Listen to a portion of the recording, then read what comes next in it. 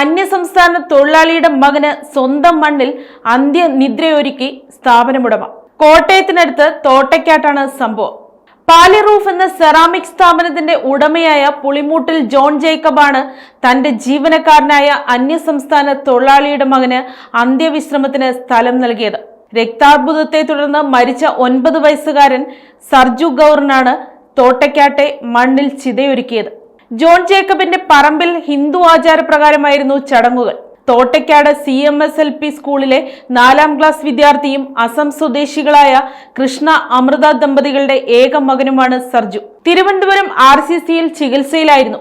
തിരിച്ചു വന്ന വീട്ടിൽ വിശ്രമിക്കുന്നതിനിടെ രോഗം കൂടിയതിനെ തുടർന്ന് കോട്ടയം മെഡിക്കൽ കോളേജ് ആശുപത്രിയിൽ എത്തിച്ചെങ്കിലും മരിച്ചു. ജോൺ ജേക്കബിന്റെ പാലിറൂഫ് എന്ന സെറാമിക് സ്ഥാപനത്തിൽ വർഷങ്ങളായി ജോലി ചെയ്യുന്നവരാണ് സർജുവിന്റെ മാതാപിതാക്കൾ. സ്കൂളിലെ മികച്ച വിദ്യാർത്ഥികളിൽ ഒരാളായിരുന്നു സർജുവെന്ന് പ്രഥമാധ്യാപിക സെലിൻ തോമസ് പറഞ്ഞു. ഗണിതത്തിൽ മികവ് കാട്ടിയ കുട്ടി മലയാളവും വശമാക്കിയിരുന്നു. കഴിഞ്ഞ വർഷമാണ് രോഗം സ്ഥിരീകരിച്ചത്. ചിതാഭസ്മം വിമാനത്തിൽ അസമിലെത്തിച്ച് ബാക്കി കർമ്മങ്ങൾ നടത്താനുള്ള ക്രമീകരണം ഒരുക്കിയതായി ജോൺ ജേക്കബ് പറഞ്ഞു. അന്തിമോപചാരം അർപ്പിക്കാൻ സ്കൂളിൽ നിന്ന് സഹപാഠികളും അധ്യാപകരും എത്തിയിരുന്നു. News desk, Kottarakkara media.